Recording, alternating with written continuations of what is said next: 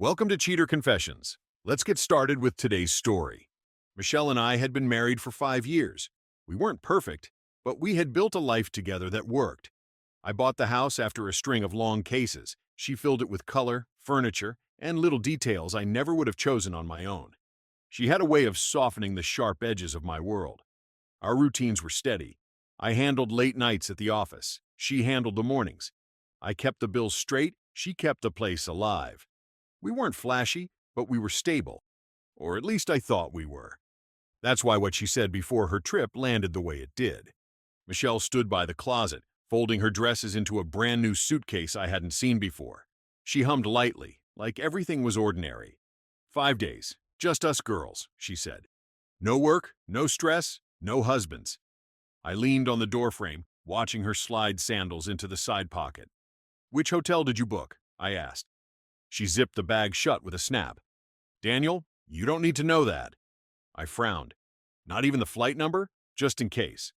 Her tone turned sharp. It's a girls' trip. The whole point is to get away from everything, including you. I stayed quiet, but she smiled like it was a joke. Don't look at me like that. I'm blocking you while I'm gone. Detox. No calls, no texts. I'll be back before you know it. Blocked.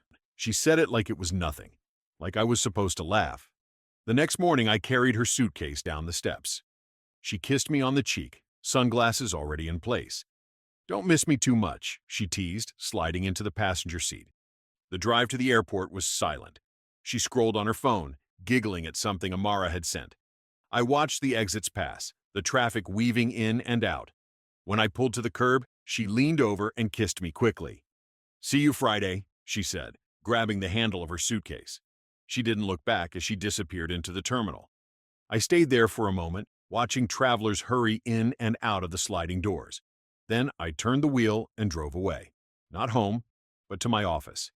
Michelle thought she was leaving me behind for 5 days of freedom. She thought blocking me erased my place in her story. But she forgot one thing. I'm a man who lives on details. And the moment she walked into that terminal, her girls' trip became my newest case. By the second day, the cracks had already started to show. Michelle's friend Claudine couldn't resist her phone. She posted photos like it was her job. Poolside drinks, laughing at dinner, dancing in crowded rooms, all tagged with vague captions, "Girls' Night Out," or "Besties Forever." But the backgrounds betrayed her. One shot showed a skyline, not the soft California coast Michelle had claimed. No, this was desert lights, Phoenix. The reflection on the restaurant's glass wall even had the name painted backwards, Sundown Prime. I'd eaten there once on a job. Another photo, a mirror selfie in a hotel lobby, revealed more. Behind Claudine, blurred but clear enough if you knew where to look, sat a man at the bar. Close, comfortable, leaning in toward someone just out of frame. Not a girl's trip. Not the way she'd sold it to me. I pulled the flight manifests. I'd asked Michelle for the airline before she left. She had brushed me off with budget. Don't worry about it. But when I searched every budget flight that morning, her name and her friends' names weren't listed. What I did find was a private charter. Departed the same hour she walked into the airport. Destination, Phoenix. Owner, Dominic Rowe, a venture capitalist with more money than restraint. Married, father of 3. Michelle hadn't flown commercial. She hadn't even flown with the public. I leaned back in my chair, staring at the screen. To most people, these were coincidences. To me, they were coordinates. Lines connecting faster than she ever expected. The so-called girls' trip was a cover. The plane, the restaurant, the background faces, they all spoke louder than the captions Claudine typed. This time, freezing frames, enlarging reflections, and noting timestamps. Every detail tightened the story. Michelle thought blocking me would blind me, but it only made the noise easier to filter out.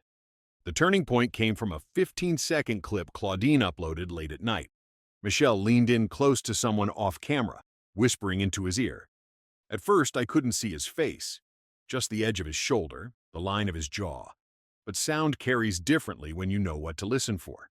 I ran the clip through a filter, cleaned up the noise, and isolated the voice.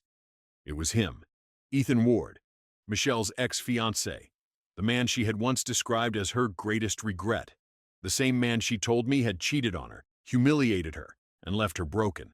the one she swore she'd never speak to again. And yet, there she was, leaning into him like no time had passed. I replayed the clip. This time, I caught the words. Michelle's voice, clear in the cleaned audio. "He thinks it's just a cabin." Ethan's reply, a chuckle. "Then let him keep thinking that. He won't check." I sat back, the cursor blinking on my screen. My wife, who told me not to ask questions, who said she'd block me for fun, and smiled as she walked into the airport like nothing was wrong. And now I knew. The trip wasn't just some innocent escape with girlfriends. It was a reunion, a calculated one. I traced Ethan's connections. His name appeared on filings tied to Dominic Rowe's latest projects. Of course, Ethan wasn't a guest. He was part of the inner circle. Dominic provided the jet, the luxury, the cover.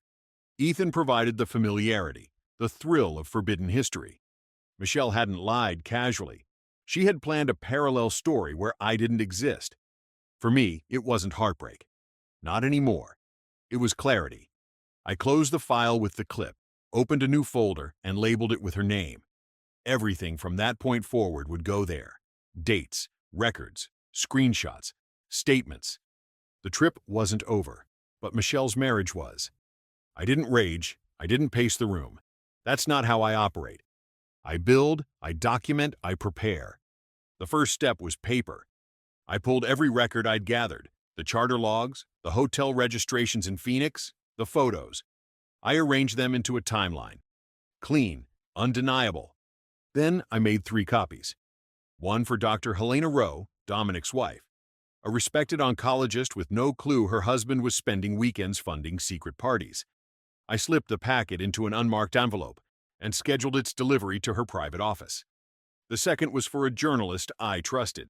Ethan had always flirted with shady real estate ventures. Now I had proof of misused funds, his name tied to luxury trips hidden under company accounts. I knew exactly who would run the story, and how quickly. The third was for me, not just for closure, but for the next step. At my desk, I drafted an eviction notice and a no-contact order. Michelle's name filled the lines where once I thought it would never belong. I signed them without hesitation. The house was mine before her. It would be mine after. Finally, I called a process server I'd used in past cases. "Discreet," I said. "Clean. Airport delivery." He understood. I could have waited until she came home. I could have let her walk through the front door and confront her then. But no, she needed to feel it where the illusion was strongest. At the airport, where she expected me to greet her with open arms. That's where the truth would meet her. I closed the folder, set it neatly on the corner of my desk, and turned off the light. Michelle thought blocking me gave her freedom. What it really gave her was space. Enough space for me to build the exit she never saw coming. Friday afternoon, I sat in my office chair, screen glowing. I wasn't at the airport. I didn't need to be. The process server had a button camera clipped to his jacket. The feed streamed straight to me. Michelle came out of the gate smiling, her phone in her hand. She was texting me, "Just landed. Can't wait to see you." She had no idea. Behind her trailed the 3 friends. Amara was loud and restless, Claudine was juggling bags and her phone, and Sienna was silent as ever. They looked like women who had lived too large for 5 days.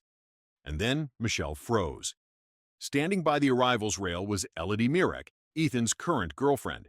She held a poster board above her head. Nothing fancy, just one blown-up photo. Michelle leaning into Ethan at the blackjack table, his arm around her waist.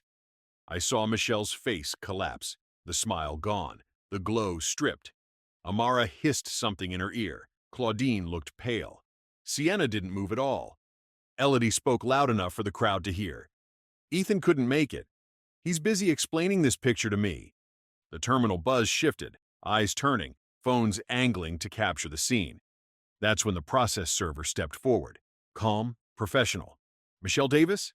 She blinked, dazed. "Yes?" He handed her the envelope. "You've been served." Inside, eviction notice. 30 days to leave my house. A restraining order. No contact. Her bags slipped from her hands. She covered her face, shoulders folding inward. The women around her tried to move her along, but it was too late. The moment was burned into every witness's memory and into my camera feed. I leaned back in my chair, watching silently. No shouting, no vengeance, no messy argument. Just order. At the airport where she thought I'd be waiting, she found only the truth. By Monday, I had already filed for divorce. The evidence spoke louder than I ever could. Flight records, hotel receipts, voice analysis, photographs. My attorney told me it was one of the cleanest cases he had seen. We filed under irreconcilable differences, but the documentation ensured the house, assets, and accounts remained mine. Michelle had no leverage, no defense. Her attorney tried to stall, asked for mediation. I rejected it. There was nothing to mediate. She had erased herself from the marriage the moment she boarded that plane.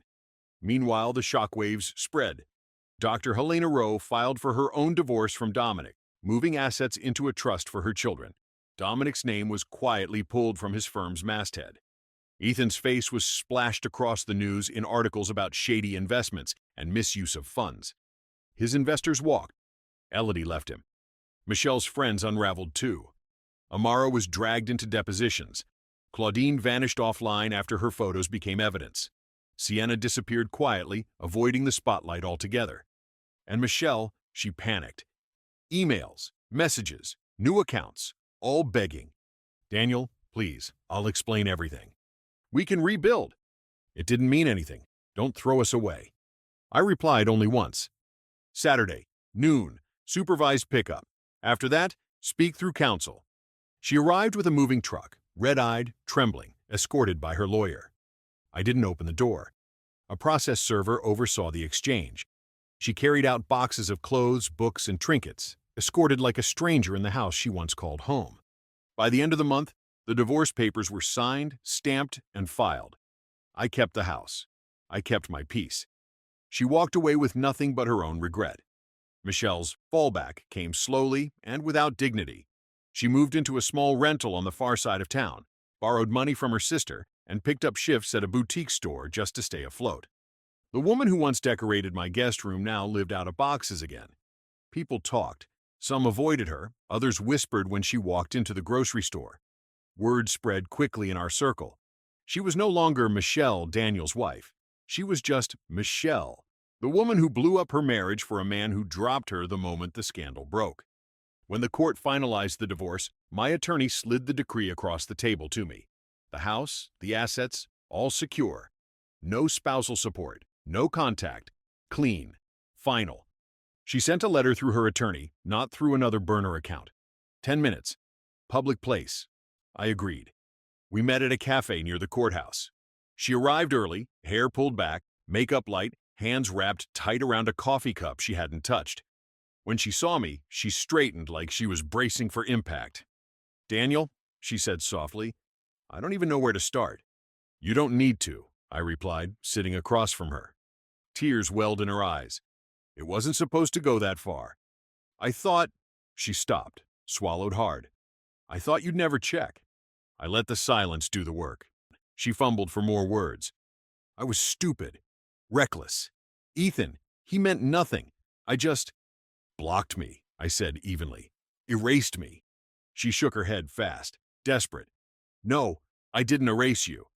I just needed space. I thought if I set boundaries, you'd... Boundaries don't come with private jets and ex-fiancés. She flinched like the words hit her. For a moment she looked small, like the mask she wore on that trip had finally slipped for good. The table went quiet. People came and went around us, oblivious. I stood, left a bill under my cup, and looked down at her one last time. That was your mistake, Michelle. You thought I wouldn't check. I walked out, and this time I didn't look back. Later, I returned home, filed away the last documents, and closed the folder with her name on it. The house was silent, steady, mine. She said I didn't need to know what happened on her girls' trip. She blocked me like it erased me. But at the airport, she learned what regret really looks like. Thank you for watching.